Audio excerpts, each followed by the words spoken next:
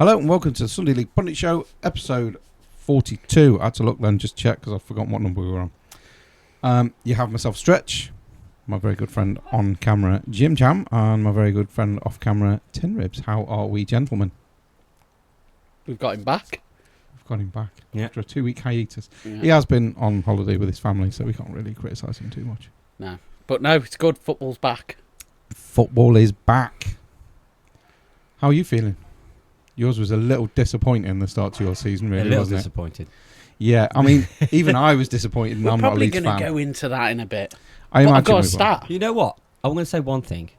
The Leeds game might have been very disappointing for me. But you want to talk about disappointment? That Manchester fucking derby at Wembley was a proper fucking snooze Now, that fest. we're definitely going to go into. That was disappointing. So, as we do when we start, do we have a Jim Jam at the Statman stat? Yeah, so as we said, football is back. So we've already had 34 games across the EFL so far this weekend. Currently, game 35 is going on right now. But there's been 93 goals in them 34 games. Only one game has been a 0-0, which was Tranmere versus Notts County. We've had one missed penalty across that, which was Dan Kemp from Stevenage. We've had one free kick goal, which was Watford's Georgie Kakandzadze. Yes! Butchered again. I'm going to get told off again. And one hat-trick scored by West Bromwich Albion's Josh Major. So they were single things that happened during all them goals. Because we've had lots of penalties, lots of goals from corners and outside the box, inside the box, mistakes. We love it. We do indeed. So, it seems a good place to play the music.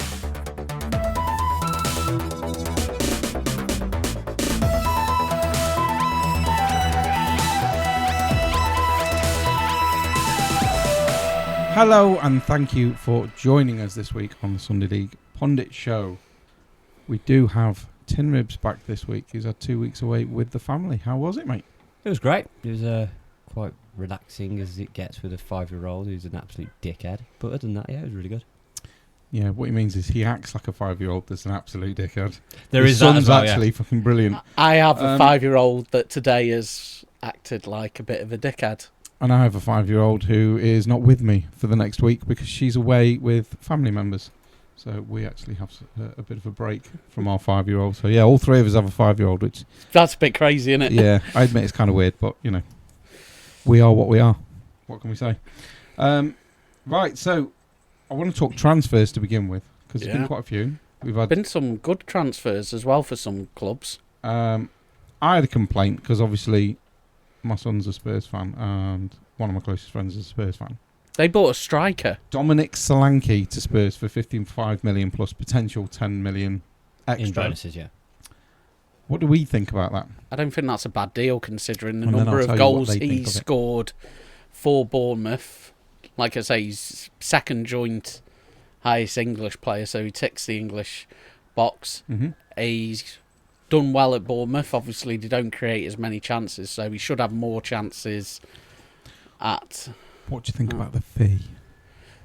I think because he's English, I think he adds a certain percentage on. So if he was probably coming from Bundesliga, Serie A, he's probably going to be costing somewhere about 40, I'd say. 40? But because he's English from another Premier League club, The English tax. I think 55 million. The goals he scored. If he scores a load of goals, then is he going to be better than Richarlison? And they paid more for him. With all respect, he scored all them goals for Bournemouth, who are not as attacking as Tottenham should be. Yeah. So, given the same amount of chances, you would expect the same amount of goals, wouldn't you, really? As long as he settles well into his new teammates, which Richarlison clearly didn't do when he joined from Everton. He didn't settle in well at all. I still don't think he's settled at I Tottenham. don't think you'd be kicking and screaming to buy a striker for 55 million of Solanke. I'd have been okay with it because we just need a striker. And that again, we played the Emirates Cup today against Lyon. Defenders scored. Saliba scored the first. Gabriel scored the second. Yeah. Martinelli should have had a hat-trick. Saka should have had a hat-trick of headers. 2 of which definitely should have had.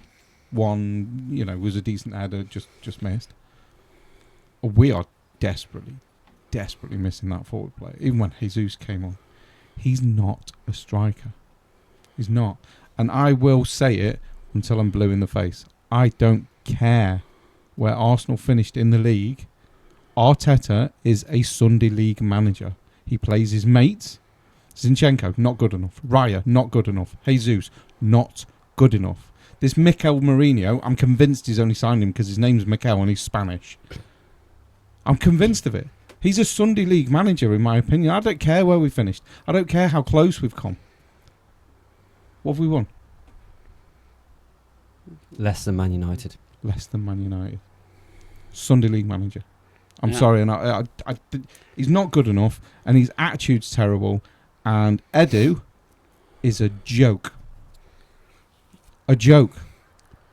How are we paying players the wages we are, and then we're finding it impossible to get rid of them? Are you telling me Dominic Solanke's worth 65 million and Smith Rowe's 27? Come on.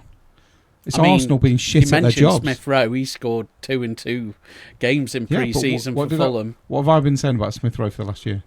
Yeah. Unbelievable when he gets game time. Arteta, he's just not his mate, so he won't play him. Again, Sunday League manager. Sorry, not good enough. Arteta needs to fuck off, and we need a manager that's actually going to make managerial decisions, not friends' decisions. Because again, Raya, Zinchenko, Jesus, they're not good enough. Do you want Zinchenko at Leeds? You're in the Championship. So you're a whole division below us. Would you take Zinchenko at Leeds? Yeah, he's better than Firpo. As a left back, you take him. He's better than Firpo. 1, he's never at left back.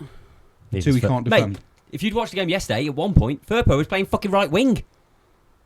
Yeah, that's a bit shocking. Zinchenko doesn't go that sitting far there watching it going, what the fuck is he doing? I didn't really see Firpo doing a lot, really, in that game. I know you take Jesus because you don't like Bamford. Headless chicken. I know you take Jesus just because you don't like Bamford. Although I will say, in our group chat, he did refer to him as Van Bamford. No, that was because I think that was an autocorrect, but so it did make me giggle. My car has one of these voice recognition things. And the pisser is, it'll write out on the screen every word that you're saying.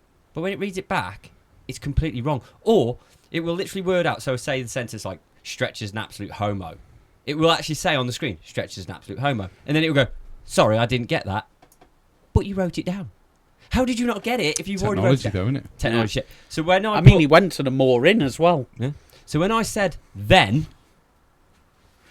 it went Van. It actually went something else first, and I was like, no, redo. And then it went Van. And then you started taking the piss, and I went, all right, then it can't tell the difference between then and Van, and it still came through as then and then. Yeah, it just shows how shit the AI is. Yeah, I mean, technology is what it is, isn't it? And we rely on it, but it's not that great. But it did we've struggled. Like last week, I wasn't able to remove the background on the video that we'd posted on YouTube, so it was just the actual green screen material that we've got up behind us, because technology lets you down. What can I say? So we're trying something a little different today, so I'm hoping it works out well. Yeah. Because it is going to save me a lot of If time. not, technology's going to let us down again. Yeah, and I'll just criticise technology. It's we're using Arteta technology, and he works with his friends, and I'm not his friend, clearly. So what have they said about Solanke, Dan, as we've right, drifted? So my son has said he's not excited by it, but he's going to give him a chance for the first, I think he said the first half of the season. That's fair enough. At least he's going to give him half the season. And he says after sort of 23, 24, 25 games, that's when he's going to make his mind up, which, okay, it's just over half the season, but, you get the point. So he's going to give him about 24 games before he fully makes his mind up on Solanke, and I think that's fair enough. Yeah. Now, Mr. Span, different story. Not happy about signing at all. Really? Not even a little bit. Because I sent a message to him saying, he scored a fair few goals for Bournemouth, and at least he's going to be better than Richarlison. And the response I got, pff. Oh, okay. I don't think he's excited by that signing even a little bit. And Yeah. he thinks that particular price tag is not just overpriced, but, and I quote, astronomical. So he definitely doesn't think Solanke's worth 65 million. I think it's a little inflated. I think maybe 45, 50, you could accept that as a sign-in for Solanke. But again, you do get English tax, unless you're from Arsenal, because we give our fucking players away. I don't think he's going to be that bad. I really don't. Oh, I think he's going to be okay for him. Yeah, I think he's got but potential. it seems the Spurs fans are not that excited. I think he'll be eating his words. I'm going to word it like this, though. I think a lot of Spurs fans think that they should be buying superstars. But Spurs think they should have Messi and Neymar. That's my point. So the Spurs fans aren't going to be happy right because they forget that their trophy cabinet is more fucking barren than old Mother Hubbard's. No, it's full of pre-season friendly trophies. Yeah, but they don't count. I know, That's don't count in the like real saying my world. wallet's full because it's got loads of bills in there. That's like me work. going, oh, I've got 42 fucking Sunday League fucking trophies on my shelf. They're worthless. They're absolutely worthless. They mean nothing. Oh, that's just upsetting. I mean, they probably mean something to you, but Not really. not really.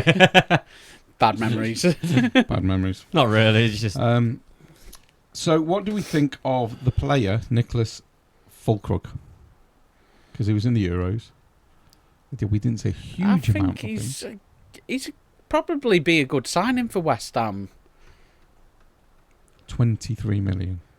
So if we put that in perspective where Solanke went for 65 and Fulkrug has gone for 23, that's a big, yeah, but you big got to look at where they difference. come from.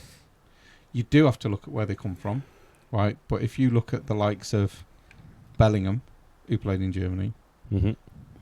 and Aubameyang, who came to us from Germany, and albeit he was shit at the end when he got a mega contract. I'm going to wait till you finish this before I point out one common denominator there. They all come from Borussia Dortmund. Dortmund are... German league, though, isn't it? No, but the fact of the matter is, you look at how the transfers in the German league go, Dortmund make mass profit constantly. That's their like niche thing. They bring in these young lads, these players for like fuck all, and then bang them out for massive amounts of money. That's why Erling Haaland had to put that contract clause in for the 66 cash, because they wouldn't have sold him for 150 because they knew what they had. Mm. Yeah. But that's the kind of mentality that their board have. We will bring in these future like superstars, and we will not sell cheap. But most German teams, they'll sell them fucking dirt cheap. I just think They'll let them go 23 dirt cheap. million's fairly low in this day and age to be selling a player for, especially given. He's unproven as well. He's not played at Premier League level as well. Whereas, Solanke has played and has succeeded over the last 12 months. But I then know he again, didn't have a good time at Liverpool, but Tin Ribs has he just wasn't said playing. the players that have come over here and succeeded, where are they from? The what? Where were they from? No. The guys that have come over here and succeeded. No, You said they got one thing in common. No, I said they've got one thing in common. They all come Yeah. from Borussia Dortmund. All the big money players. Yeah, where's Fulkrug from? Dortmund. So But he's not really one of their... historically, he should come over here and do really well. Sancho didn't do very well, and how much did he cost him? Yeah, but Sancho started over here, and he was still crap when he came back. No, but my point is, I don't know what is with Dortmund Sancho. have a really good thing for selling a high rate. But a lot of other players come from Germany for fuck all. True. Yeah. Xavi Simons has left PSG to go back to RB Leipzig. He's gone on loan initially, but then it's going to be a permanent one next summer.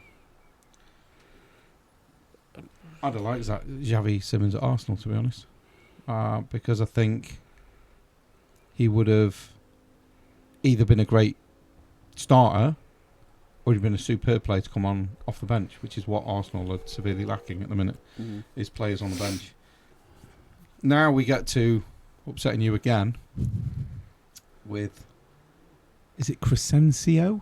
Crescencio, Somerville. Leeds to West Ham. West Ham doing business this summer. Yeah. 25 million. I think that's a decent price for Somerville, I think it's a decent I mean, price. obviously he's not got the English tax on top of him, but It looked like Leeds were holding out for more money, Yeah, apparently there's some Because sort of that release seems clause. less than Yeah, but Brighton were going to go. but now they're saying there's like a release clause in it and stuff. So I don't know. I'm not sure. But it's I still just heard big that profit he'd gone for you, isn't 25 it? million. So Oh, it's huge profit. It's we paid still like, good for Leeds. Did we pay? He'll be on your three books for quarters? nothing now. No, we paid something like $750,000 for him or something.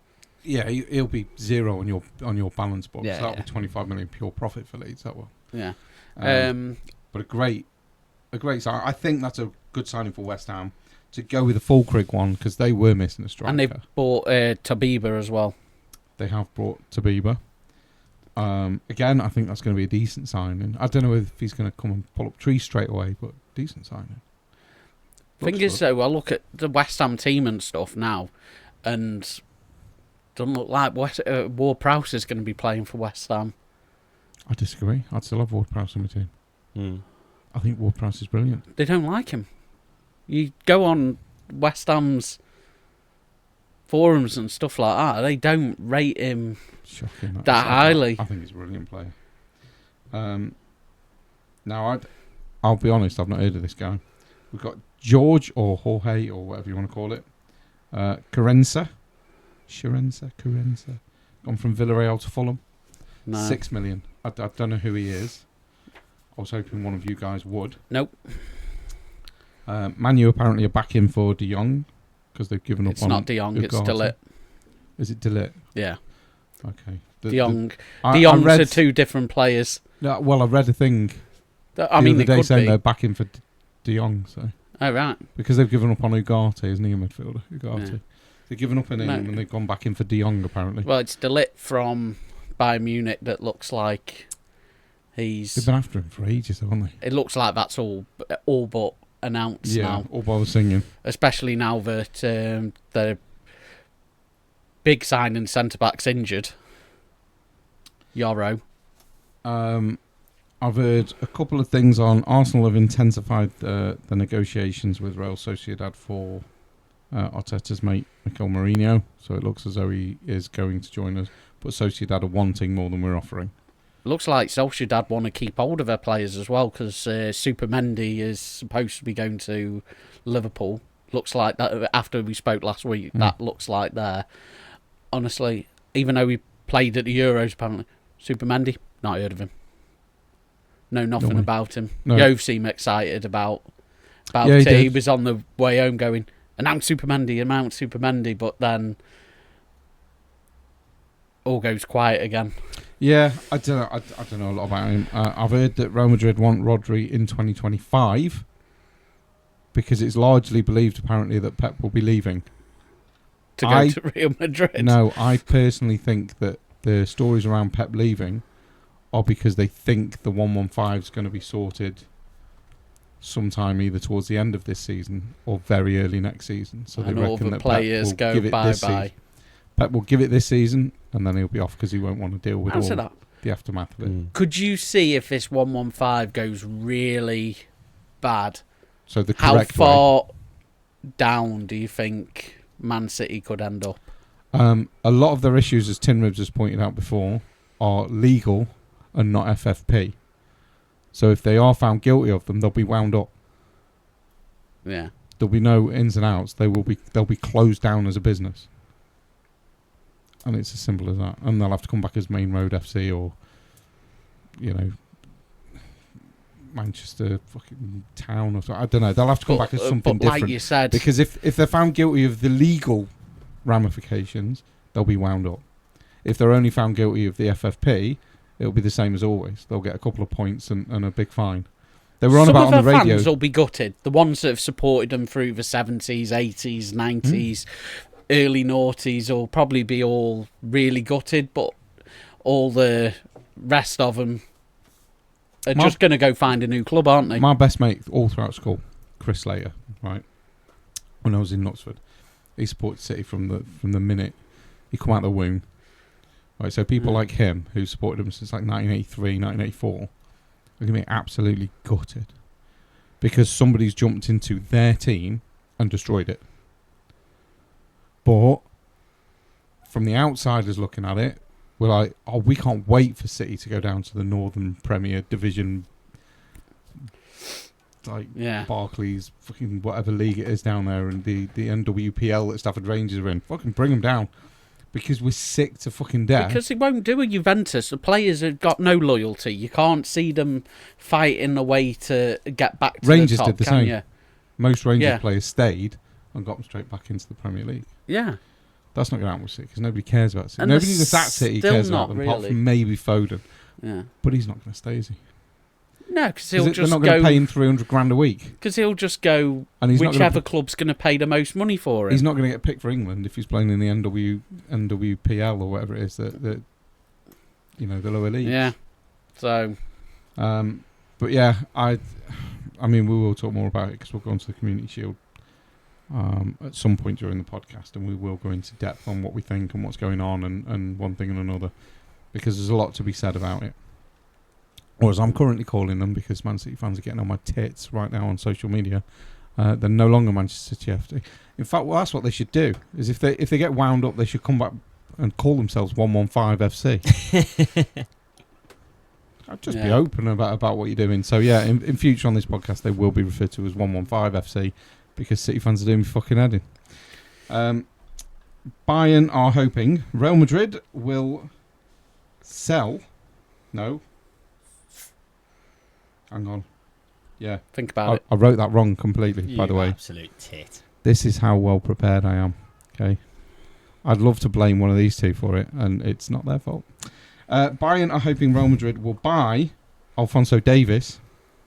Why? Because he is not signing a contract, and this is his last year. Yeah. So if they don't buy him, he's gone Really? for nothing next season. Yeah. So Bayern are desperately hoping Real Madrid will come in and buy Alphonso Davies. Real Madrid won't.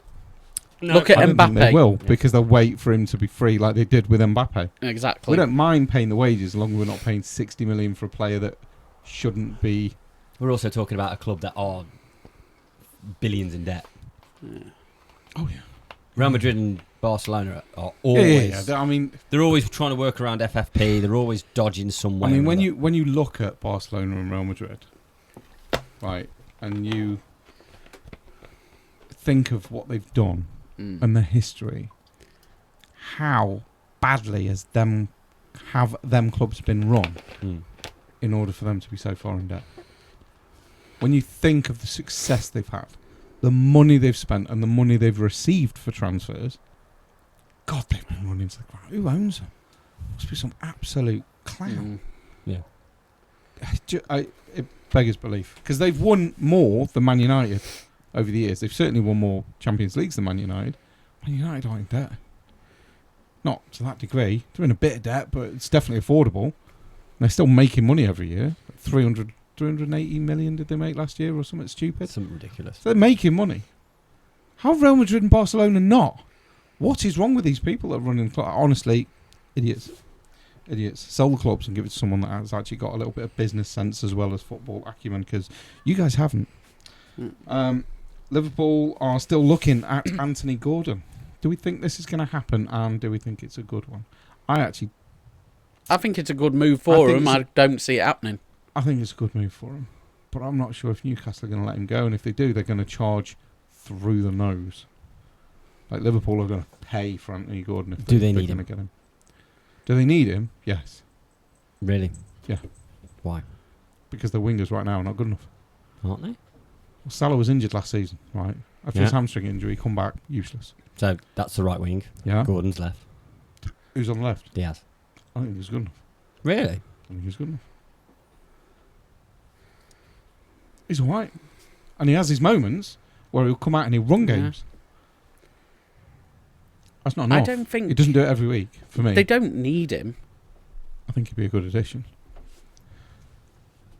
If he signs, he's going to play and he's going to start. But do we Well, they'd have to, 'cause absolutely they'd need pay him? a No, fortune. we don't absolutely need him. But apparently they're definitely still looking at him anyway.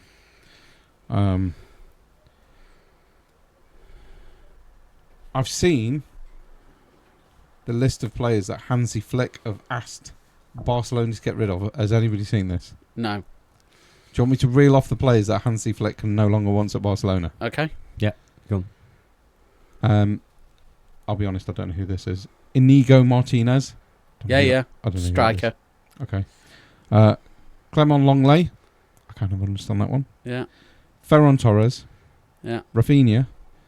Vitor Roque. Pablo Torre. And Ansu Fati. I think Fati's a great player. I think Rafinha is a great player. I think Ferran Torres is decent. That's a hell of a list of players that he wants to get rid of. Mm-hmm. Mm. Jesus. I don't think they're going to be able to get rid of that many players in one transfer window. Well, problem they is can. It depends on how much they want want to hold out for. There's your problem. Because as you mentioned before, Spanish football is not exactly swimming in finances. So they're going to try and scrape every single penny out of every one I'm of not them. going to lie, it looks like the What whole, did the whole Rafinha world go of for? football. Like 50 million or something? 52. They're not going to get that. They're not going to get anywhere near that back. But it's like, it's a weird one because this is one of the worst seasons for transfers I've seen. Now, what? Crazy, isn't it? You know what, though? It's going to be one of those weird ones where you think not much has been spent, and then they'll be like, oh, we've had a record sales, and you sort of look at it and go, where the fuck's the money gone?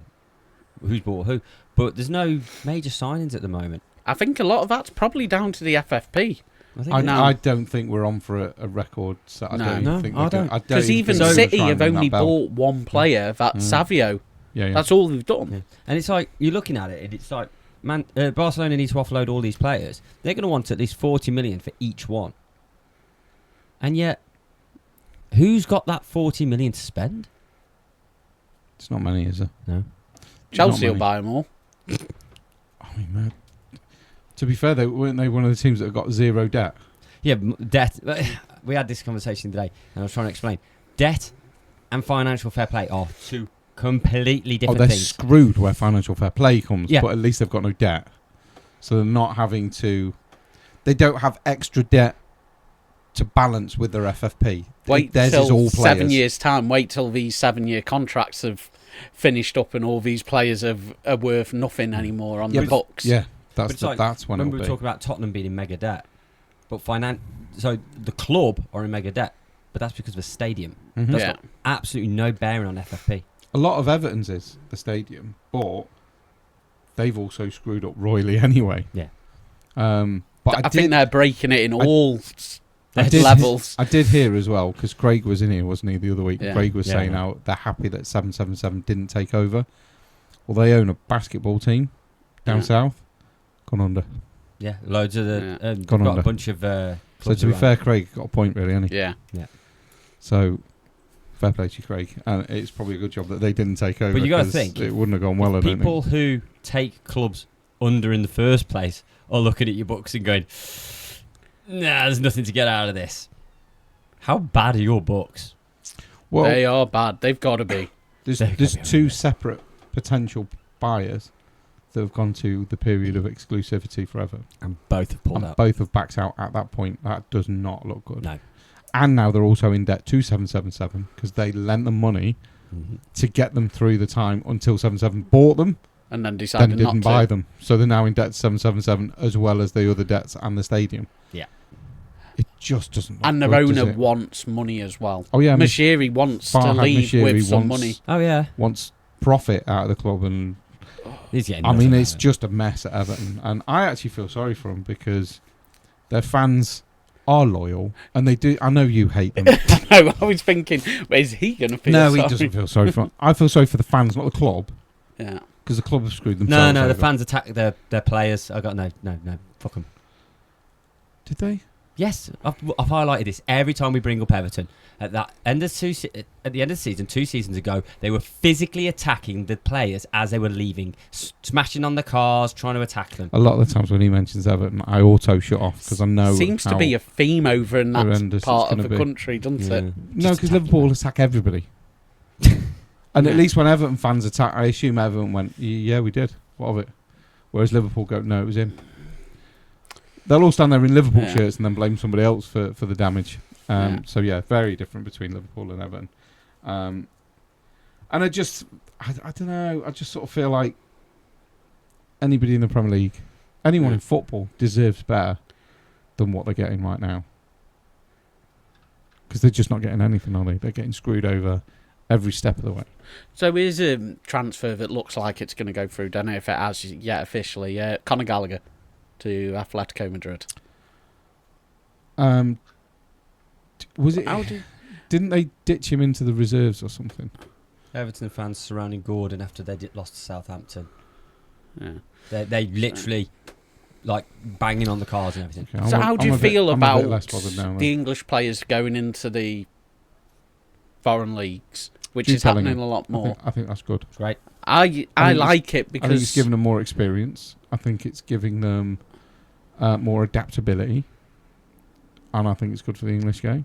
I think it is as well and it gives you a point because you will go and look at Atletico Madrid because you'll want to know how Conor Gallagher's doing because he's part of the England setup. My argument for that would be, when was the last time England won a trophy? England. 66? Yeah. How many foreigners did we have in the Premier League or the First Division in 1966? None. Thank you. So we've had all this influx of foreigners, and the foreigners win everything. So it's about time the English went out and spread their wings so we can start winning stuff. Well, they're coming over here and learning our football and then beating us with it. Well, why can't we go over there, learn their football and beat them with it? Do you know what I mean? That kind of look at attitude and mentality. some of the best players England have ever had. Platt, Gascoigne. Went abroad. They've all played abroad. Lineker. Hughes. Well, Welsh, British. but- No, not- yeah. You know what I mean. But some of the best players we've had. Lineker went abroad as well, didn't he? Yeah, Barcelona. just said that Barcelona, yeah. So I just don't. I think the problem is we've oversaturated our game with foreign imports, but we haven't really sent anyone out. So all that's done is dilute what we've got. Yeah. So whereas you've Couldn't had agree more. 92 teams, I know no one's going to pick, unless your name's Mike Bassett, is going to pick a player from League 2 for international duty. However, you've still got 92 teams to pick from. He's clearly never seen the Irish national team, has he? So England have 92 teams to pick from. When you look at the 20 Premier League teams, the ones that you tend to pick from, how many of them actually have English players? There's probably 15% of regular starters are English in the Premier League. Yeah. So with that said, where's the England team? Yeah, exactly. So send them out. It's fine. I think it's brilliant. Kane's gone, starter. Bellingham went, starter. Then moved up a level. And again, he's not only a starter, but he's controlling stuff. Yeah. Kieran Trippier went to Trippier went, yeah. and Atletico and won La He was Liga. brilliant. Trippier, not Trippier, again, not English, but British. Tierney went over there and did fabulously well when he went abroad. I don't see the problem with us going abroad. I think the problem lies in us lying to young footballers. That everybody is now lying to young footballers up and down this country, saying the Premier League is where it's at. The Premier League is the best league in the world. Bullshit. It's not. Stop telling young footballers this. Because as soon as you go, do you want to go and play in France? Well, everyone calls it the Farmers League. If I go over there, I'm screwed. I'm going to get nowhere. Oh, no, I don't want to go. I'll stay here and just fight for my place. You're not. You're going to sit on the bench and rot. Yeah. How about going to Germany? Wow. Bayern Munich just win it year upon year upon year upon year. It's, again, Farmers League. There's no point in me going over there because I won't get anything. So they don't go. Fucking stop pushing this bollocks about the Premier League being the best league in the world and start telling our young players, go and play in Germany, go and play in France, go and play in Spain, go and play in Portugal. I don't care. Yeah. You getting first team action for Benfica is better than you getting first team action for your under 18s. Absolutely. Look Simple. at Smalling. Smalling's been brilliant at rugby. Yeah. How has he not got into the England squad? Because he's been really good. But Southgate doesn't look outside. Yeah, luckily Tamori. we don't have to worry about that anymore. Tamori's over there at Milan. Yeah. You know, Beckham Abram. went to Milan. He loved Milan. He wanted to stay there, but he was tied to his LA Galaxy contract He and couldn't he was go. desperate to stay, wasn't he? Yeah. Tammy Abrams. How do you feel about that massive surprise we had the other week anyway with Lee Carsley taking over on an interim basis that Surprise. nobody was expecting that? Wait, hang on. Another under-21 manager with no experience who's going to just be an FA bitch, got a job. But as far as I'm aware, he's only really there for the Nations League games. I'm okay with I it. don't give a shit about. I'm okay with Lee Carsley doing that job till Eddie Howe's Now- ready to take that job. This is the thing. If he's actually there on an interim basis No. and he comes in, doesn't do very well, and they go, well, we were waiting for Eddie Howe. Now we think we can get him. We're going to go all out and get him. I'll go, okay, cool. No. What they're going to do is to keep people like us shut because they know that we're moaning. We didn't want Southgate to stay. To appease us, he's in as an interim. And then in 6 months' time, they'll go, we couldn't get anyone else. Here's your manager. They're not going to say that, though. They're going to go, based on his performances against Luxembourg and against Vanuatu. Because and we're in the Malta. Nations League. We're in Malta the second and division. Gibraltar. And because of that great 3-0 win he had against San Marino, we're going to have him as a full-time England manager. Brilliant. We're not going to face anybody of any real competition. No, because we got relegated. We got relegated, so we're in the second division. That's part of my problem. Now, if he comes along and England just attack, I'm going to go, maybe it's worth a shot. Maybe, just maybe. Then if we come against someone half decent and we defend and attack, I'm going to think this guy's definitely worth a shot. But if we go into I'll just say it as it is. If we go in against the crap teams and we just defend like we did with Southgate, I'd just get him out and I'd put the kit man in charge. Because the kit man probably knows the players better than the manager does anyway. Because if you heard players talking about the kit man, fucking love them. Absolutely love them. Get them in charge. Because at the minute, England are a fucking embarrassment. We're getting beaten by teams that we shouldn't be beaten by, and we're struggling so badly just to attack. I want to see the team he picks as well. Again. If he gets to pick the team. He's going to have to. Because are you telling me that the manager of England picks the team 100%? He's going to have to. I guarantee the FA have something to do with it. You've got to pick this player. You've got to pick that player. This is the problem, though, isn't it? This is the problem with English football. Is the FA think they've got the monopoly over everything. They don't rule football. FIFA are the governing body, as shocking as that is, because they're so corrupt. It's embarrassing. So you're building for a World Cup now. You've got 2 years. Right now, because the Nations League, it's not really a competition that anybody's ever going to remember. Do you even take Harry Kane in the squad? No. Because I want to know how the other strikers are going to do. I know what Harry Kane's going to do. And to be honest, during the Euros, what did he do? Not a fucking lot. Kyle Walker, is he going to be part of the World Cup? Shouldn't. So if any of them players are in there, you're thinking to yourself, oh. Because can Kyle Walker play now? Yeah, I'm sure he can. Yeah. But is he going to be ready in the Nations 2 years? League is to prepare you for your next proper competition. So we need to be playing players that are going to be playing in the next competition. Kyle Walker and Harry Kane are not them players. Does Ben White get back in, or do the FA then turn round and go, you've done it before? The thing for me is, now, if they reject Ben White because he rejected England, then that's out of order. It's wrong. But if they reject Ben White because they think Trent is better, or because they think somebody else is better, Trippier, you have to just hold your hands up and go, well, they just don't think Ben White's good enough. I personally would have Ben White in my squad because I think he's annoying enough to be very, very useful at international level. But if they come out and go, well, because he's rejected England before, we're not going to pick him, then get him out, because they need to be making decisions for England and for England's benefit. But we don't know what Ben White's stance is. I believe he's open to coming back. Is he? From what I've heard from inside the Arsenal camp. I don't know how true it is. It's only stories that come out. But that seems like a very good place to be taking our break. So we're going to go for a quick break, and we shall see you, beautiful people, very shortly.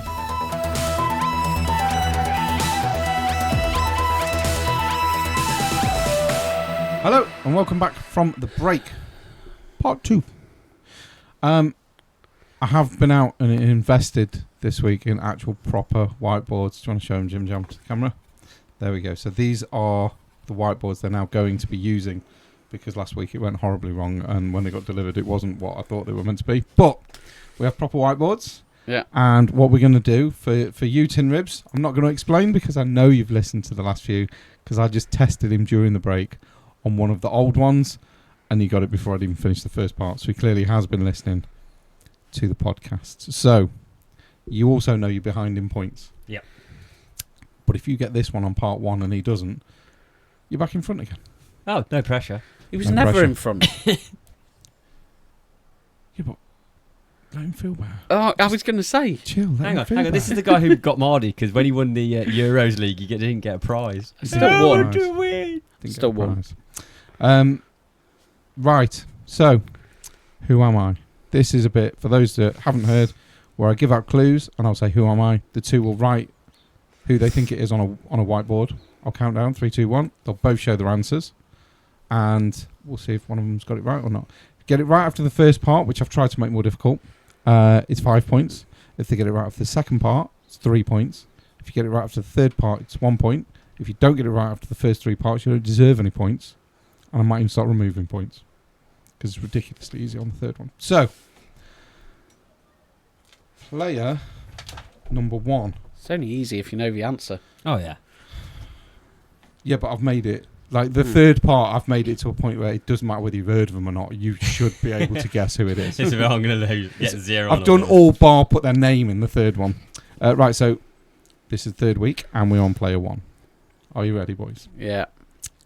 I was born 21st of March 1980 in Porto Alegre, Brazil. I'm 6 foot tall. I made my debut in 1998 at 20 years old. I've played for 8 clubs. I am now retired. Who am I? I'm going to go through that again just so we're not in complete silence while they're jotting down answers. I was born 21st of March 1980 in Porto Alegre, Brazil. I'm 6 foot tall. I made my debut in 1998 at 20 years old. I've played for 8 different clubs. I am now retired. Who am I? So let me know when you both got your answers written down, and I will count down from 3. You'll reveal your answers, and fingers crossed, I'll tell them both they're wrong. So, 3, 2, 1, show. Ronaldinho and Kaká. Very, very, very good guesses. Unfortunately, Not right. one of you is wrong. Oh. One of you has 5 points. Oh. You have 5 points. I'm not sure if he was born in 1980, but I know he was. So Tinrib's got that with Ronaldinho. All right. So part 2 was going to be I started at Gremio in 1998 before joining PSG in 2001. I played 89 times for Gremio, scoring 47 goals, 55 times for Paris, scoring 17 goals. I left Paris in 2003. I first played for Brazil in 1999, playing 97 games and scoring 33 goals. That was the second part. And the third part was basically just about his Barcelona career, so you'd have got it then anyway. So that's Tinribs with 5. There we go. So he's done very well on his first game, so 5 for that one. When you said Kaká, though, I was thinking, shit, that does sound more Gem accurate. You know what? I did write Juninho first, and then I thought he's not 6 foot. No. Well, my first thought went straight to Ronaldo, but then I was like, no, he's 6'1", 6'2" area, and he was at 98 World Cup. So. Did you know his name is actually Ronaldo? Yes, he's got like a 20 name long thing, and yeah. Yes. Why do they call him Ronaldinho? Any ideas? No. Inho in Portuguese is little. They basically call him Little Ronaldo. At 6 foot tall. Little Ronaldo. Oh, yeah. Player 2. At the Reddit, you're getting annoyed now because he got it first time. I know, yeah. I was born on the 6th of June, 1966, in Kumasi, Ghana.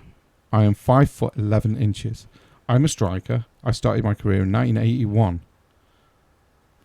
for a team I now cannot pronounce. Who am I? So while they're having to think, I was born 6th of June, 1966, in Ghana. Kumasi. I'm 5 foot 11 inches. I'm a striker. I started my career in 1981 for Asantanki Kotanko. I believe that's probably wrong though. I butchered that beyond belief. Who am I? Have you got an answer? No. I've got one, but I think I could be you wrong. I'm not even going to write an answer. 3, 2, 1. Tony Yeboah. Fucking hell, he's doing well, isn't he? I was going to say he was... He's doing well. You're right.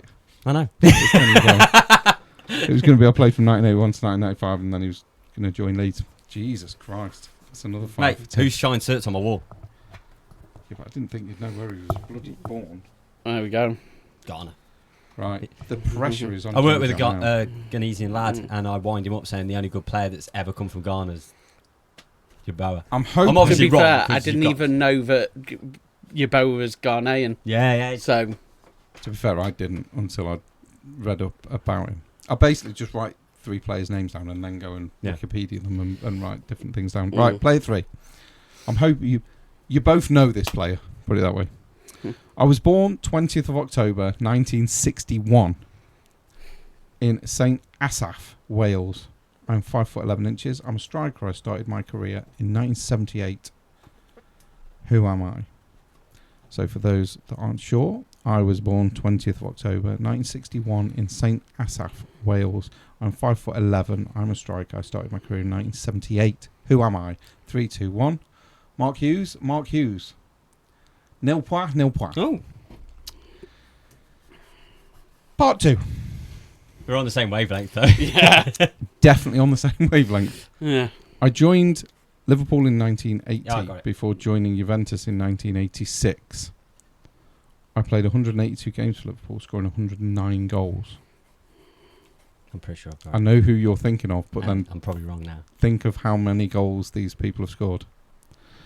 I played 182 games for Liverpool, scoring 109 goals. I played 29 games in 2 years at Juve, playing 29 games, scoring 8 goals. I played 73 games for Wales between 1980 and 1996. Who am I? You didn't have a guess, and No. you said Ian Rush. Yeah. It is Ian Rush. And the confusing bit was he left Liverpool but then went back, Yeah. and that's how he's got Yeah, his soon as that's you goals. said where Liverpool- I was going to write Ian Rush, and then I thought... As soon as you did said he go Liverpool, I knew it. Part 3 was going to be I left Juventus in 1988, going back on loan to Liverpool, where I then joined full-time at the end of that season, staying till 1996, where I left for Leeds United. That would have been your The trigger. annoying thing is I should have left Ian You Rush should have on left there. it, yeah. Should've. Yeah, Because I even scrubbed it to out. be fair, just go with your first answer. Yeah. So you got 3 then. 10. Yeah. So you've had a very, very good week. Well, someone had to, because the 2 people standing in for me were shit. Oh, wow. Yeah. So that's none this week, and Tin's got 13. So Tin is on 22 total, 12. and you're on 12 total. So what a good week Tin Ribs had then. Yeah. So I'll try and make it a bit harder next week. Next week, This I'm is going to the- fuck up Roy, you watch. Well, that's the plan. So I would like to say, now we've had our little Who Am I game. Tin Ribs has finally redeemed himself after being crap for the last 2 weeks. Macclesfield won the first league game of the season, He did. albeit in the 88th Late. minute by Duffy. Doesn't Yeah. matter. But a goal is a goal, And a a win win's is a a win. win. Mm-hmm. And come on, Macclesfield. I was going to say Macctown, no, not Macclesfield FC. So yeah, I'm quite pleased about that. And Stafford Rangers lost 1-0 to a late goal. Stafford Rangers did lose. So yeah. So the JRI are not going to be too chuffed, and I can't imagine Craig Cartwright's going to be very happy, although he is starting his podcast this week. Yes, I saw. He's already started the Facebook group, and they are calling it Where's Our Badger Gone? Yeah. And they're actually using the logo that I designed for them just for a Oh, laugh. sweet. I got bored at work one day and designed a logo, sent it to him and said, yo, are you looking at something similar to this for a logo? And then they just used it and they ran with it, so I'm quite pleased with that, really. Yeah. So yeah, unfortunately they lost, but luckily Mac won, so we're off to a winning start. I was starting to panic a bit when we hit sort of 84, 85 minutes. We're still 0-0. Thought, here we go, we're going to start with a boring 0-0 draw for the season. But we managed to pull it out of the bag, so I was quite pleased about that. So I was both... I had a number of emotions while I was watching the Leeds game. I was annoyed because you were shit to start. And then I was quite pleased because you pulled it back. I was frustrated because you weren't doing things you should have been doing. Then I was annoyed again because you were shit again. And then I was absolutely amazed that you didn't win it. I know. Even though you went down in, the 92nd minute, 91st minute, 92nd minute, you went 3-2 down. Yeah. And I'm still amazed you didn't win it. Because Aronson went through, Yeah. obviously Well, scored the that's- equaliser, decent finish. Yeah, that was His good. head, Yeah. good finish, 3-3. Yeah. And I'm like, what was a decent And then draw he that missed is. an But then absolute sitter. he gets put back through, and you think, Easier this chance. this is a given. He scored a harder chance moments ago. Yeah. and he lost his nut and just put it wide. And I'm like, I can't believe what I've just seen. Is not believing. The thing is, though, the only reason Leeds haven't won that game is because they didn't finish the chances that they had. 3 times we hit the crossbar within 2 minutes. Yeah. In the opening 6 minutes. That was a frustrating part of the game. So, for me, the biggest issue was how frustrating it was. Mm, It reminded me of the first game of the season last year, Cardiff. We drew 2-2. Cardiff had 2 shots. That's all they had, 2 shots. So I was overly frustrated. We hammered them. We weren't brilliant. We didn't look the best. We weren't passing it great. Some players looked good, some didn't.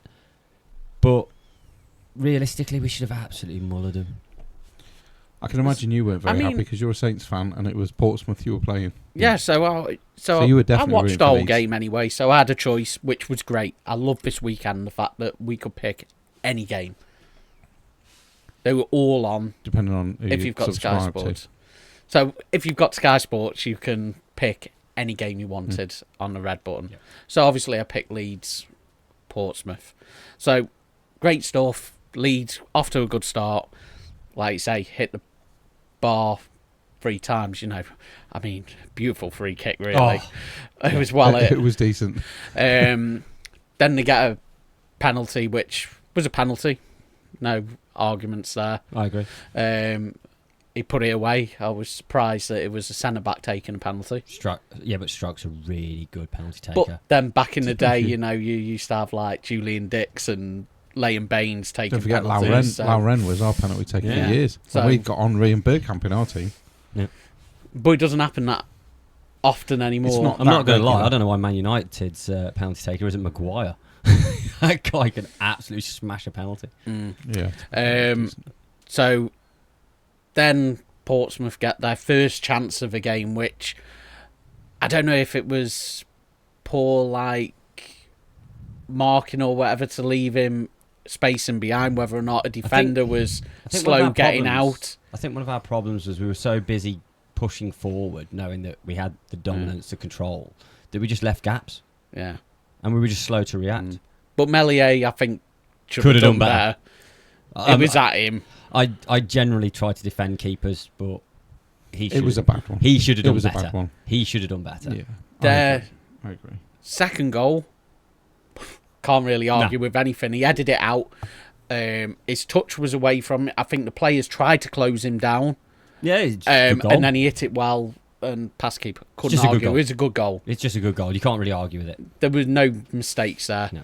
So obviously they go into half time and you come out second half and Nonto, he's scored a goal, good goal, good finish.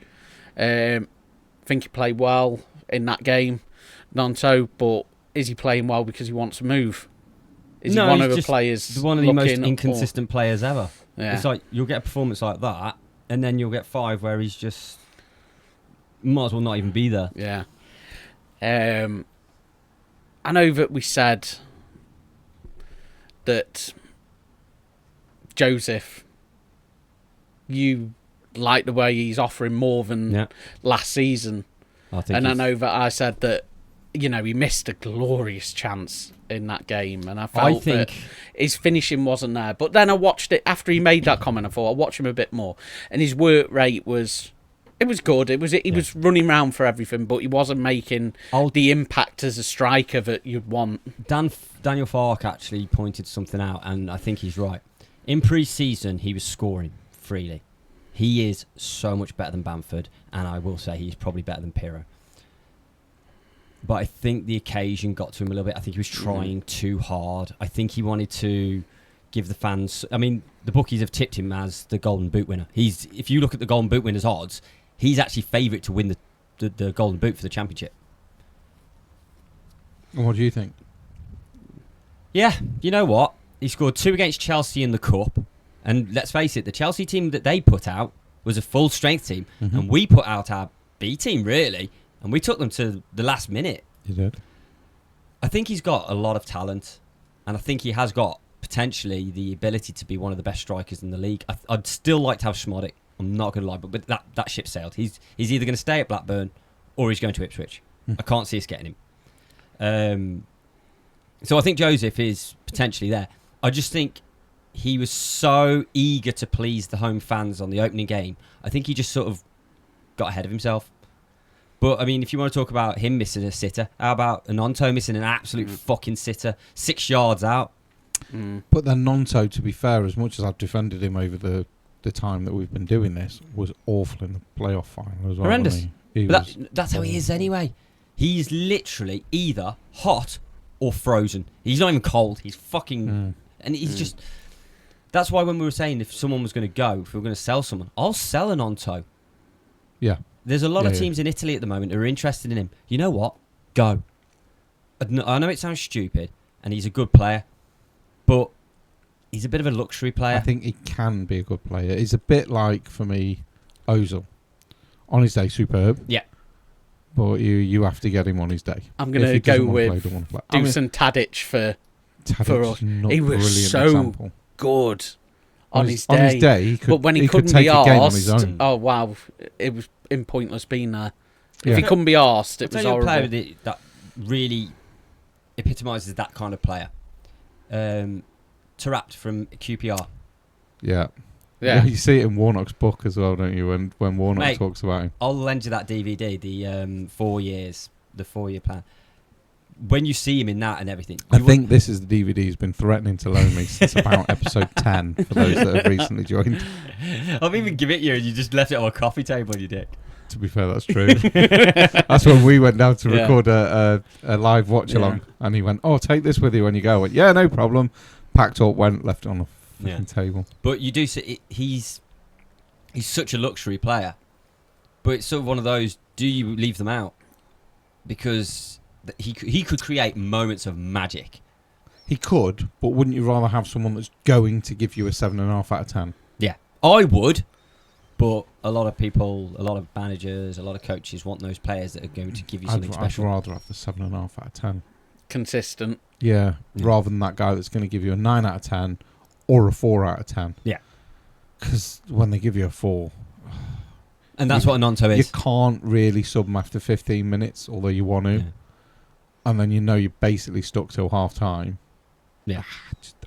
And that's what Anonto is. He's very frustrating for me. Yeah, personally, I wouldn't. But I think a lot of our defensive frailties came...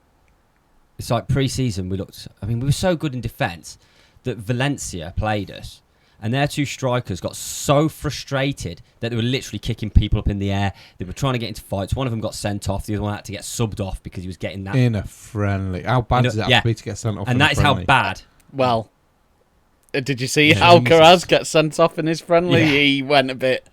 crazy, grabbing people. That's how frustrated. That's how frustrated Valencia strikers were. We literally just shut them out. They couldn't get a sniff of the ball. Bogle nearly missed the start of the season because the one that got sent off literally just booted him up in the air, gave him a dead leg. And it was looking at that defence. I was like, we're solid. And then we got ripped to pieces. But like I was saying to you earlier, Firpo at one point was playing right wing. And I'm like, you're our left back. Why the fuck are you on the right? And he was here, there, and fucking everywhere. But he was never where you should be. So what was happening was, I was watching it, and Ampadu was constantly dropping back to create a back three, but Bogle was still dropping back into the right, so he still had a 4, but there was still no one out on the left.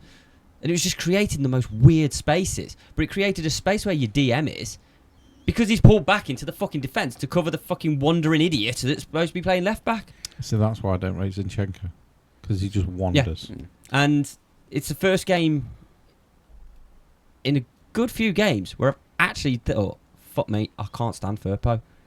He's gone from being the guy that I wanted out the club to really thinking last season, you know what, he's good. And then first game of the season, I'm just like, what the fuck are you doing? You want him out again. Well, we've been linked with some left back from AC Milan, I think it is.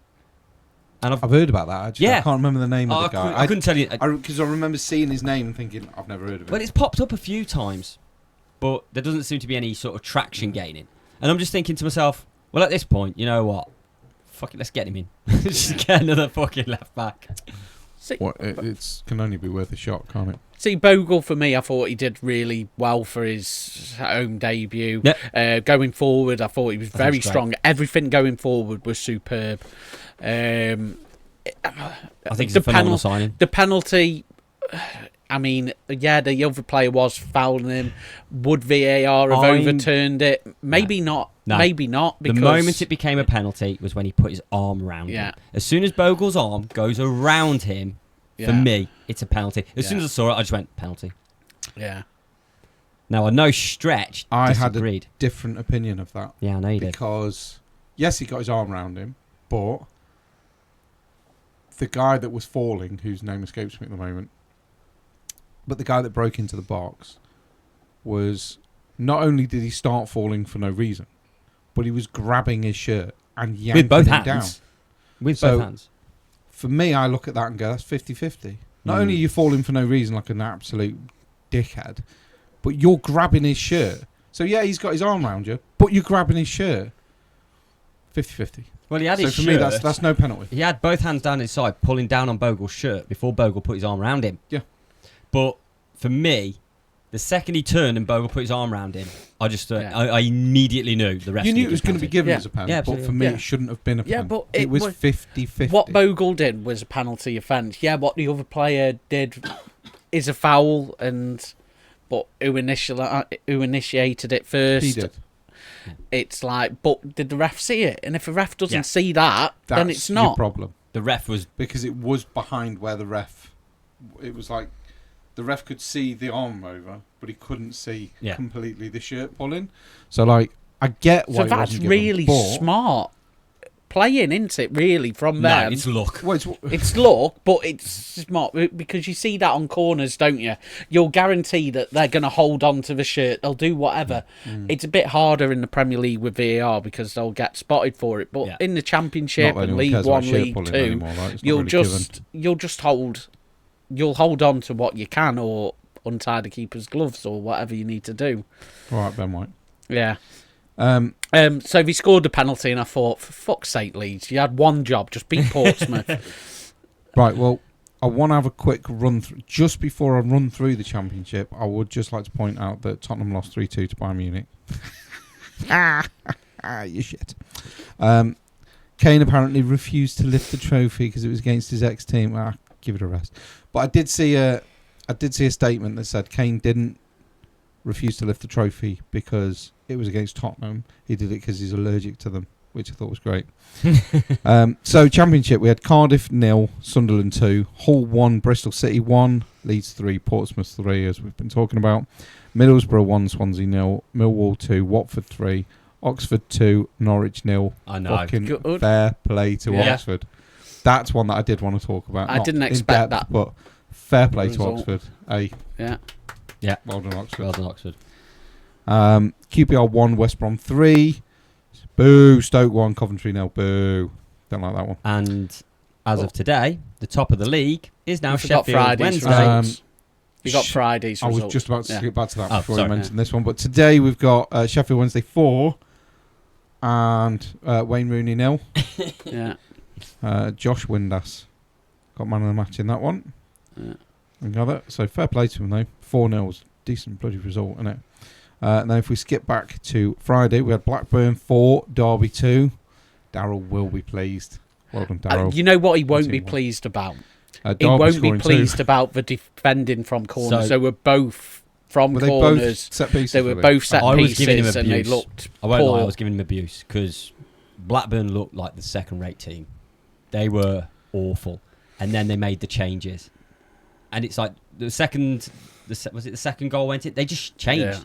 They brought on their two new strikers. The Wyman, Schmodix and Oasi. So Wyman's goal is really good. Schmodix's goal is a Schmodix goal. It's a Schmodix goal. But it was literally all three of the subs that scored, wasn't it? Yeah. Yeah. That Ohashi's goal is sublime. And he looks like a baller.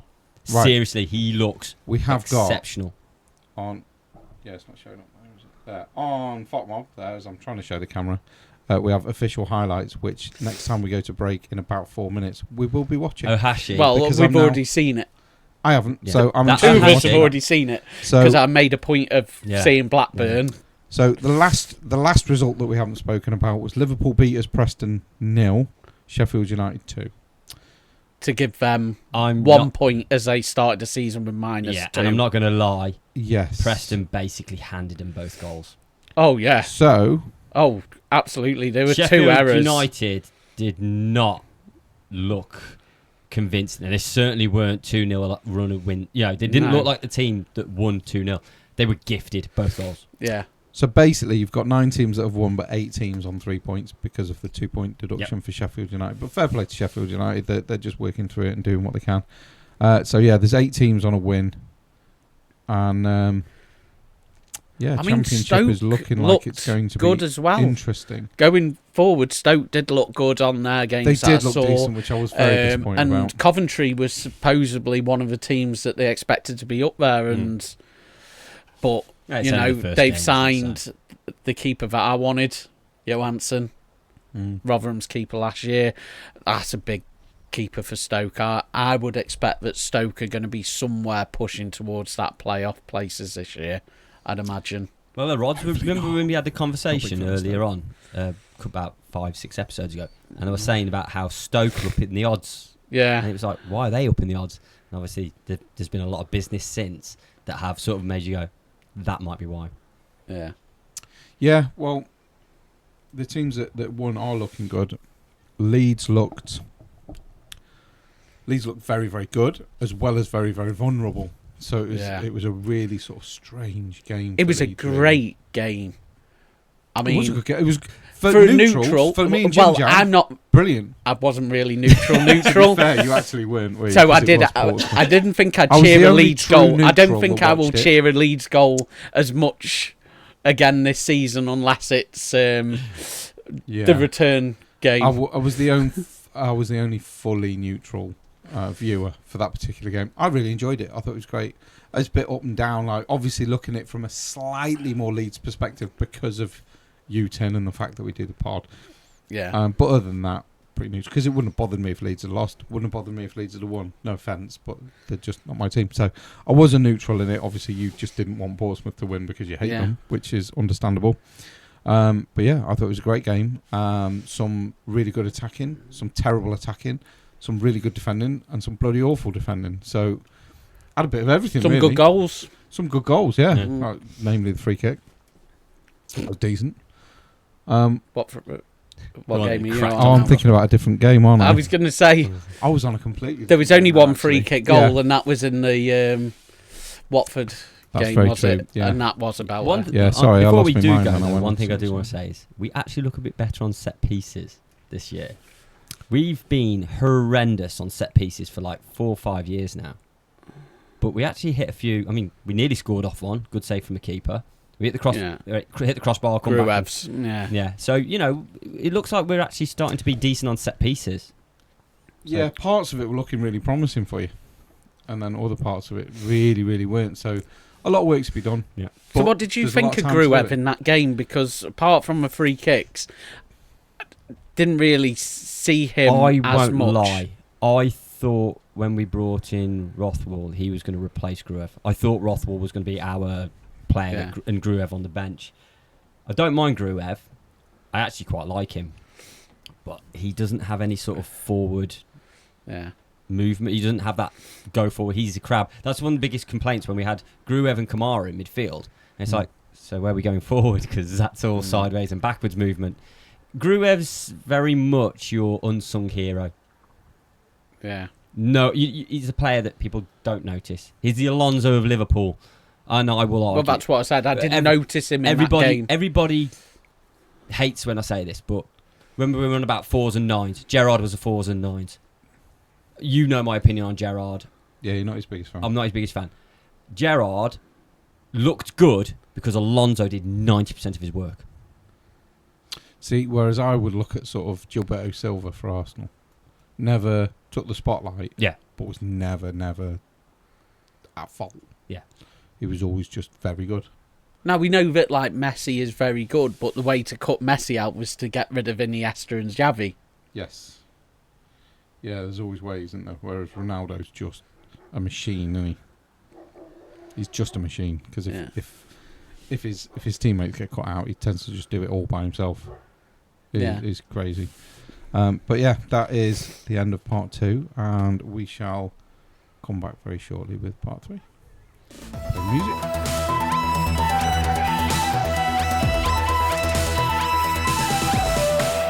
Hello, and welcome to part 3, Sunday Pundit Show, episode 42.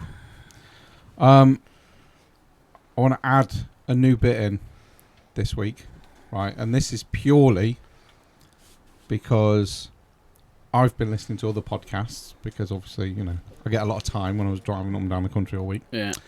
And they've added something similar into theirs, and genuinely, I've been fucking gripped by it every week. Probably shouldn't be, 'cause it's pointless, but I've been gripped by it. So I thought, I'm going to do something like that. Number 1, motivation. And number 2, which is what I'm calling this section, accountability. So this section is going to be called accountability. You don't need it, so you can go for yourself. You can decide whether you want to join in or not, because it is a touchy subject that's very personal. I'm quite happy to share mine. I don't know if you're going to be. So I've left it just for me. And it's called accountability. And I'll explain why now. Because I do not struggle doing things that I should be doing. Okay? It's things that normal human beings do. You do it quite well. And everybody else does it quite well. I don't. Right? So I'm currently at, because I found out today, 16 stone 2 is my actual weight. Right, I'm 5'11", for those that don't know. I'm 16 stone 2. That's way, way, way overweight. And it's also 4.5 stone more than I was when we were playing football together years ago. Yeah. Right, so my goal is to get down to 12 stone. And I'm calling this bit accountability because I'm literally going all out on the podcast and telling people everything. So I weigh 16.2, my stomach's 45 inches, and my waist is 45 inches, which is ridiculous, by the way. It's ridiculous. Now I need to lose weight, and this is day 1 of losing that weight. So we've just had a chocolate bar during that break, and that's literally the only snack I've had all day. Because I've been really good today, because I wanted to just have a bit of a nibble while you two were here. So, for those that are listening, you're going to get updates every week. It's only going to be a minute here or there. It's not going to take a lot up. Explaining it this week has taken most of it. So, it's to hold myself accountable for my actions during the week. For what I am, and more importantly, what I'm not doing. So, we'll keep an eye on that week by week. As I say, if you want to join in, Jim, that's perfectly up to you. Yeah. If you don't, perfectly up to you.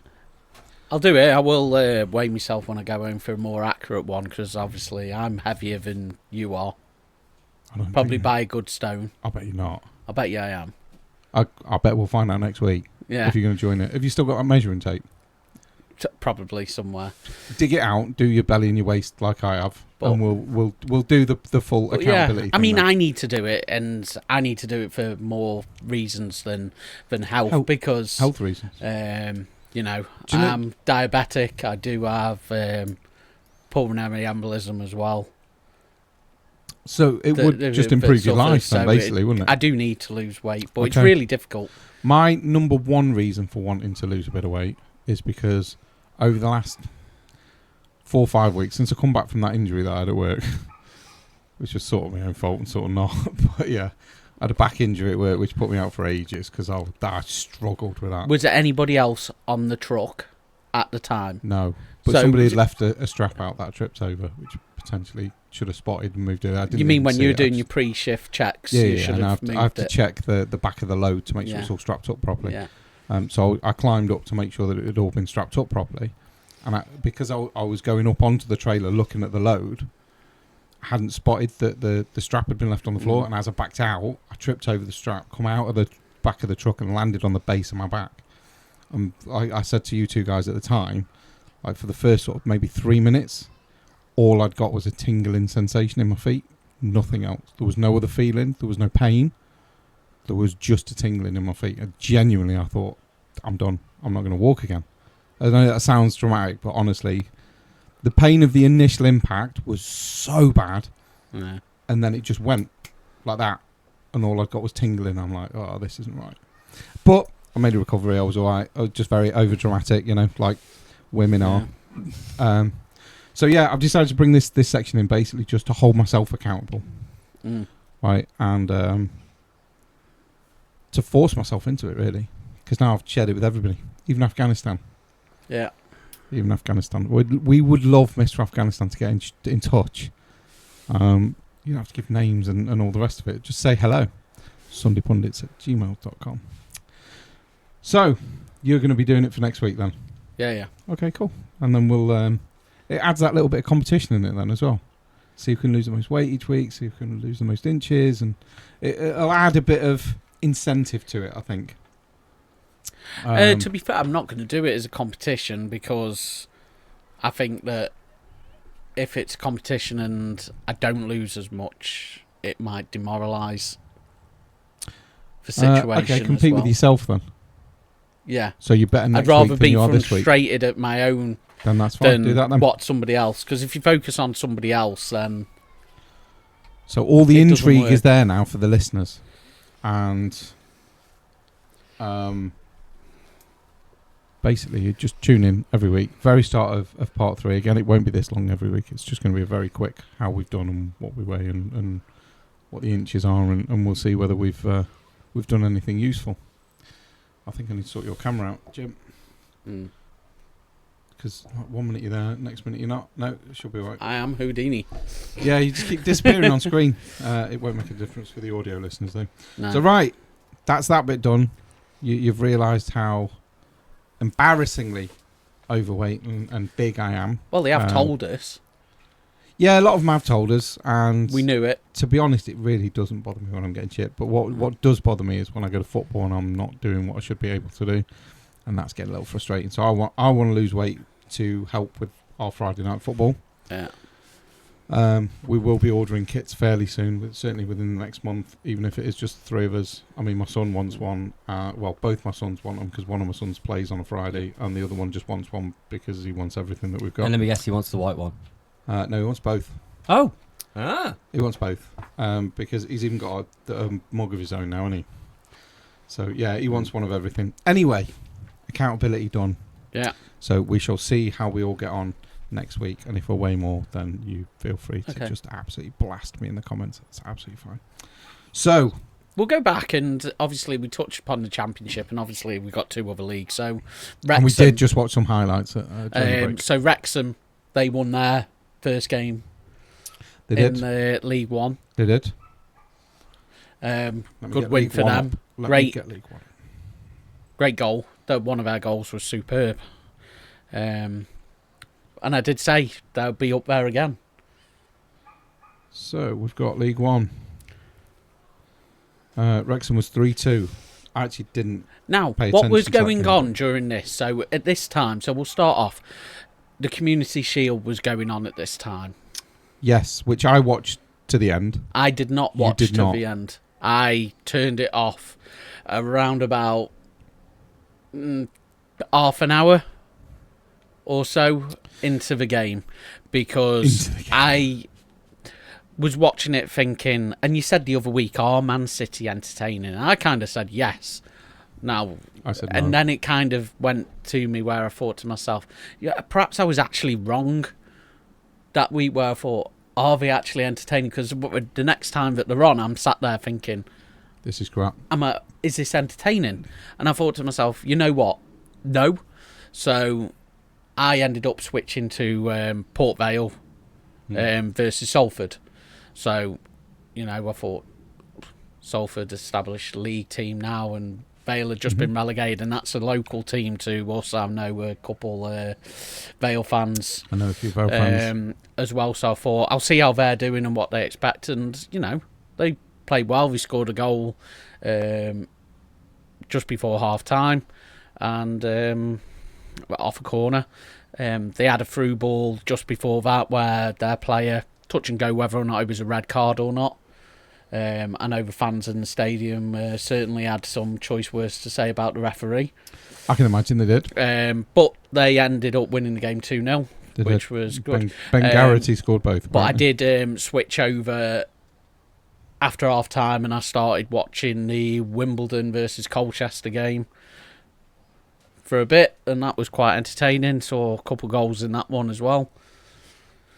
So That was 4-2 to Wimbledon. That and one. it was quite nice, even though picking a game, which I thought was the better move. I did watch the shootout. Well, I will say we'll touch on it now.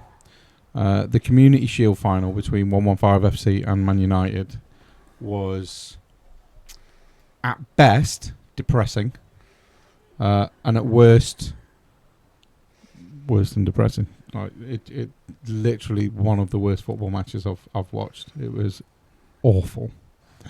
United's goal was decent. City's goal was decent. Not amazing, not brilliant, but it was decent. I've Two decent seen goals. it. Two decent goals. And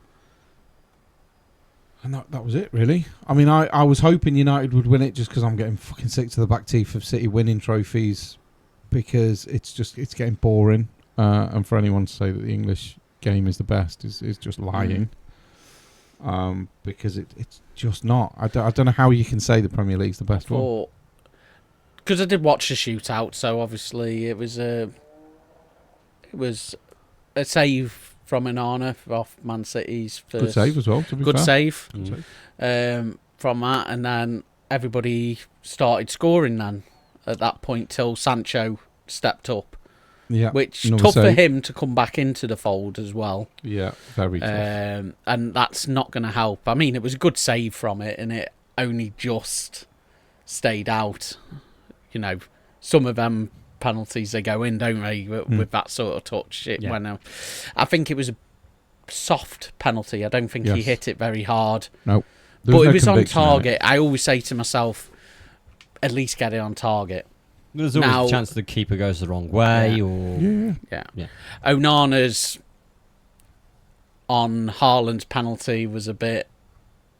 It made himself look stupid. Yes. Because Haaland went the other way, and so he just made himself look... Have you seen it? Did you see the smile on Haaland's face when he was looking at him? Yeah. I was on the same. So Haaland was just like smiling at him and laughing at him. Yeah, that's crazy.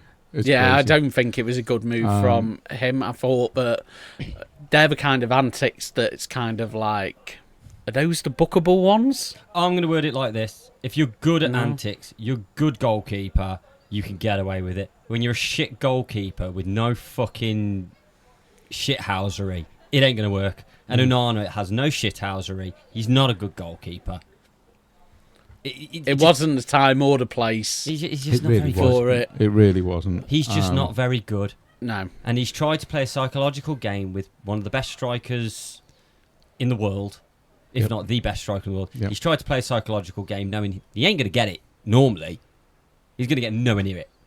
So he's tried to be clever, and it just backfired. He just looked like a twat afterwards. It looked terrible. So everybody's scoring at this point, and then Johnny Evans steps up, and on his walk up, I goes, and Kirsty was in the car because she was getting annoyed because she wanted to go shopping, and I was like watching I was like, we're not leaving until we shoot out, and then Johnny Evans steps up, and I'm like, did not look confident at all. I'm going to like, it's all right, he's going to miss. I knew he was like going to he didn't miss. want to take it. I love the Paddy Power ad. I haven't seen it. I put it in the group. It says Johnny Evans stepping up like a YouTuber from Soccer Aid, kicking a ball for the first time ever. Yeah.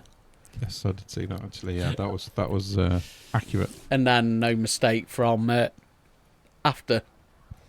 Akanji, who obviously missed His was a bloody penalty. good penalty.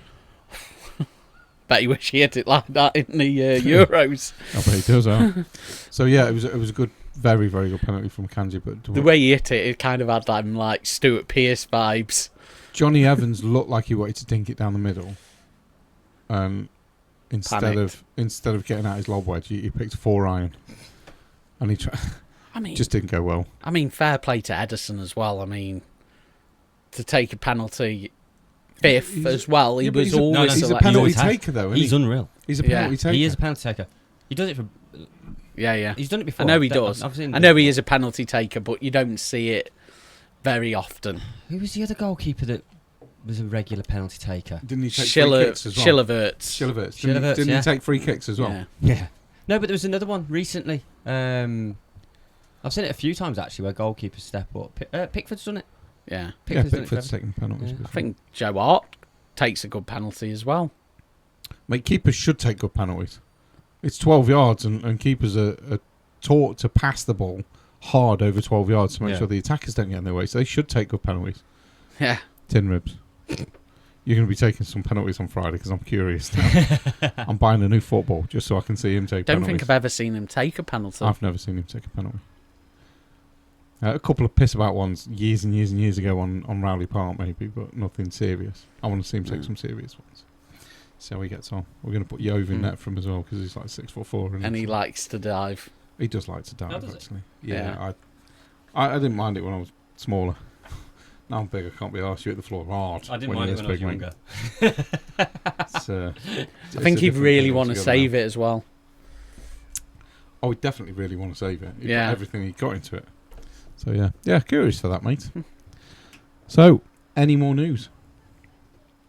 I'm kind of out, to be honest. Any more news? No, I mean, Southampton obviously played their last pre-season friendly 0-0. Nothing exciting. I worry, goalkeeper-wise, I know we said in the breaks, it looks... There's lots of rumours that it's Aaron Ramsdale. I'd absolutely love that, but until that's over the line, I don't believe it, because at the moment, everything's kind of quiet. They've said they want to do a couple more bits of business. One of the things that surprised me was Enochu came on, who looked dead, didn't look like he was ever going to play for Southampton ever again, shipped out on loan last year. You know, the guy's 6'8". He can add a completely different element to it. I mean, if you're chasing a game and you just want to start firing balls into the box, don't you, with a 6'8" striker? Peter Crouch, he was bloody superb at it, wasn't he? You know what I loved about Peter Crouch? How good his footwork was. It just doesn't look right when he does it. No, it looked all wrong, but he was bloody good with it. Yeah, he was. To be fair to him. As much as he was a... But no, all quiet really on the Southampton front. I think we definitely do need a couple more players. O'Reilly's been a big link this summer, but I just can't see him parting ways with the money. Because there was rumours that we were after Carvalho from Liverpool and we put in a £20 million bid, and looks like he's now going to Brentford for £27.5 million. Speaking of Liverpool, have you seen Fotmob today? Yeah. Have you seen the friendlies? Yeah. Yeah, they beat Seville 4-1, was it? And they played 2 games today, Liverpool did. They played 2 teams. Oh, right. So they also drew 0-0 with Las Palmas. Yeah, the 0-0, I think, if you check, their B team. Yeah. Yeah, but both at home. Yeah. So they'd have made it. Southampton have done that before. We played multiple games on the same day. Yeah, I can't see where kick-off time is. Oh, there you go. 12:30 for that one. And... Probably... 5 o'clock for that one. Yeah, that makes more sense.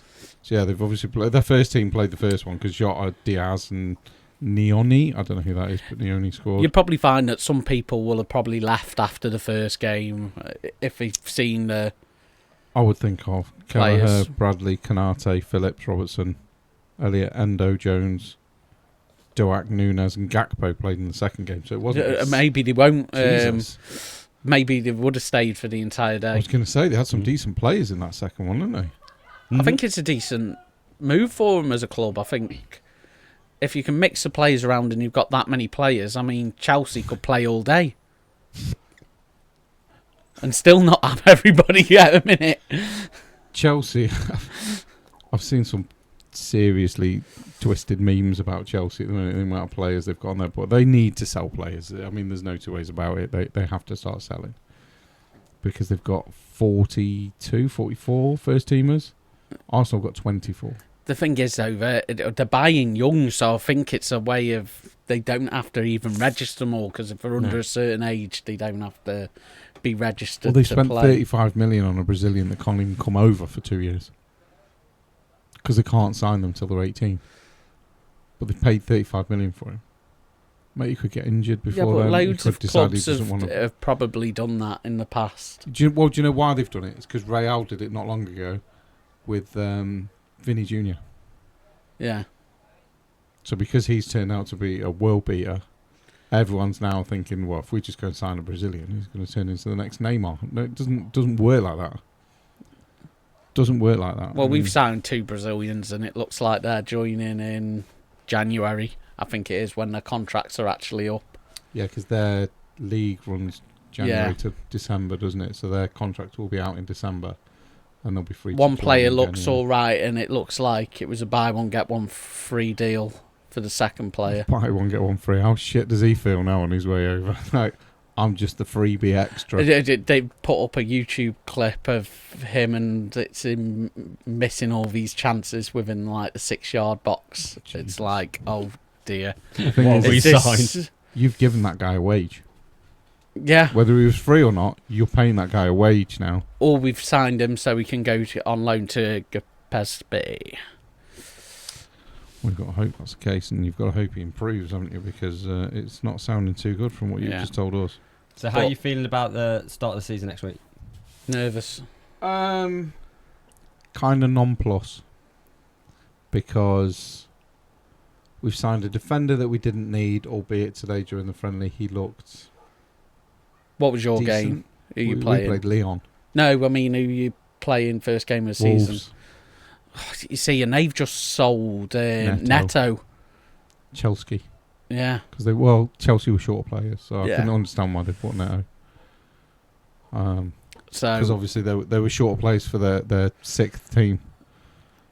So I don't know which team Neto's going to fit into. yeah, I don't know what Wolves team we're going to expect this year because they've They've sold made, some they've players. made a few signings, though, haven't they, Wolves? Yeah, but I don't know if I've particularly heard of. But I their don't know any signings. of them. So they could come over and be like Gems. Brighton players and Yeah. come over and pull trees up. Speaking of Brighton, United are after Evan Ferguson, by the way.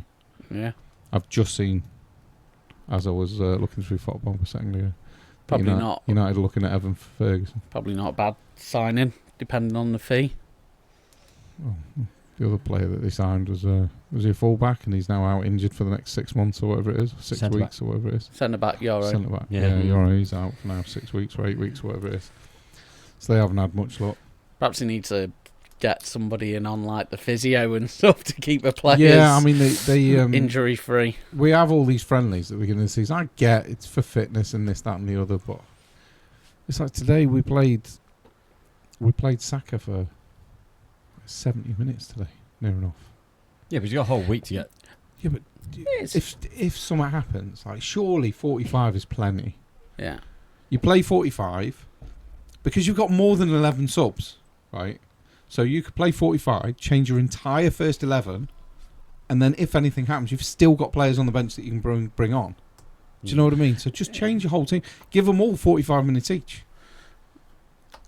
Like Martinelli, right? He went down injured, holding his ankle after about the 18th, 19th minute. They brought him off in like the 78th minute to bring Trossard. Like, he was struggling, like, and there was a couple of times in the first half where Martinelli should have scored, and you could tell that he had the beating of the defender, but he didn't beat him. And you're thinking he's not putting in everything because he's worried that like something's going to go, whether it was his calf or his hamstring or whatever. Bring him off. He's clearly not helping the guy. He's holding back. You can see he's holding back because in the first 20 minutes he skinned their defender 4 times, and now all of a sudden the defender's beating him for pace. Yeah. It's because he's holding back because he's just hurt something on his ankle or his hamstring or whatever it was that he's hurt. Just bring him off. Why are we pissing about that? Yeah.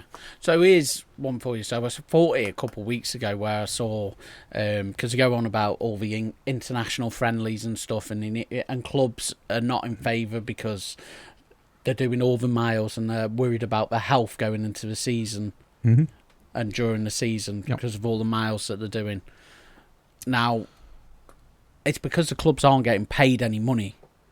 Because you can't say that it's to do with the health of the players because We've just been over the USA. You've just been to the USA and a lot of the big clubs are travelling X amount because we've seen clubs go to Tottenham went Singapore, to Japan, Japan, then they'll go to America, they'll do the pre-season tour. Oh no, Korea, wasn't it? Because of Son. And why are they doing that? Money. Of course So it they is. don't care about the welfare. No. I mean, you look at Tottenham and Newcastle. You're an They employee. played. You're an They asset. went to Australia. Your number. They went to Australia. What was it, like 5 days after the Premier League season finished?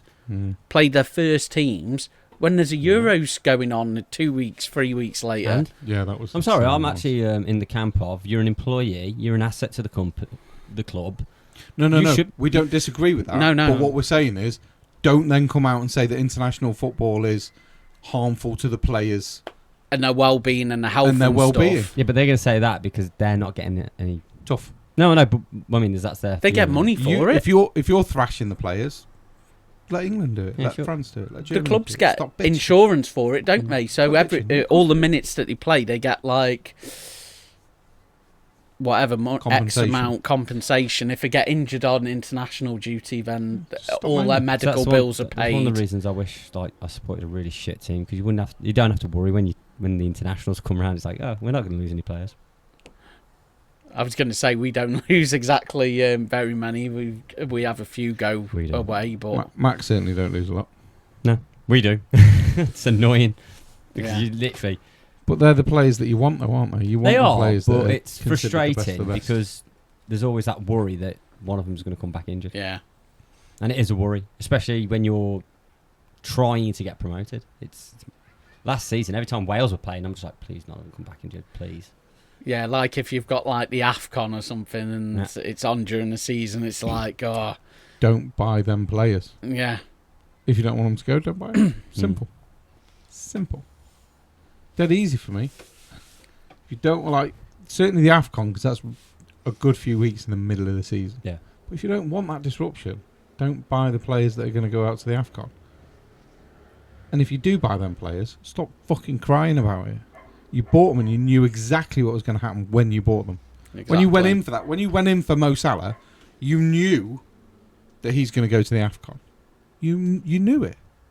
So don't fucking cry about it when he goes. Well, I think he should put Liverpool and he's before, got injured. or Arsenal Yeah. going. I think Partey should put Arsenal before his. No, fuck off. He's going to put his country You're first. quite Of course happy he for is. Party to go I'd be there. quite happy for Partey to go anyway. It doesn't. That's Don't have probably to a come bad back, have a example, but- holiday after. Yeah. You carry or stay out there for all I care. It really doesn't matter. He actually had a good 5 minutes today. He was on for 70, but he had a good 5 minutes today. He did all right. Who was in goal? Some useless twat that's got friendship bracelets going on, so Arteta loves me. Yeah. He He didn't concede though. didn't concede, but he had 7 touches and gave the ball away 4 times. So yeah, bit shit really. And people still tell me how fucking good he is. Absolutely embarrassing. His first touch of the ball, right, was that goal kick that you fucking hate, Tin Ribs. So the thing with Raya, one of the many things with Raya that pisses me off. What is it? The goal kick where the defender kicks the ball to the goalkeeper Well, and then they what happened boot was it the ball upfield. went out of play. Raya raced to the other side to rush the ball off the ball boy, and I'm like, oh, he's gonna, he's got the idea here. He puts the ball on the floor, waits, picks the ball back up, throws it to Gabriel. Gabriel puts it down and kicks it to Raya, 2 yards away from him. Why rush to get the ball boys to throw you the ball? Make it look as though you're going to rush when clearly you're not. Why then put the ball down, pretend to take a goal kick when you just pick it up again and then roll it to your defender? Gabriel then plays the ball to Raya, right, who tries to chip it over one of their attackers to White on the right and gives it straight to him.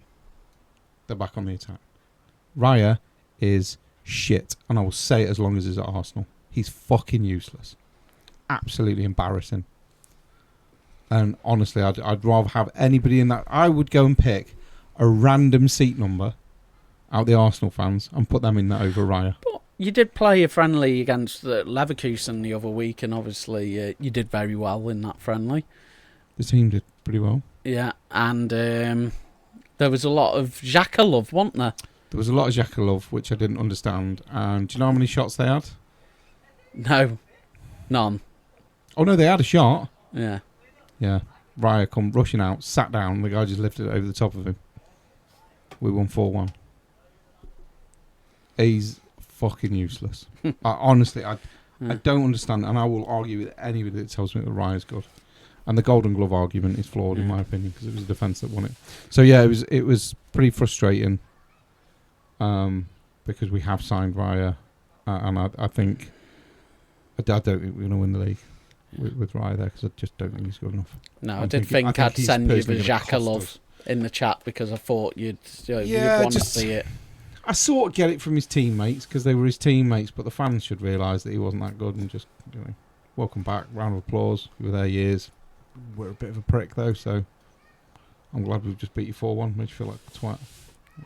Kind of happy about that. But yeah, I think what we'll do is we'll wrap it up there because we're now on 30 odd minutes again, as we seem to do all the time, which is why we've broke it up into different parts now Yeah. to make it a little bit easier to listen to. So thank you very, very, very much for joining us. And if you do want to get in touch and slag us off or get involved or whatever it is you want to do, it's sundaypundits@gmail.com.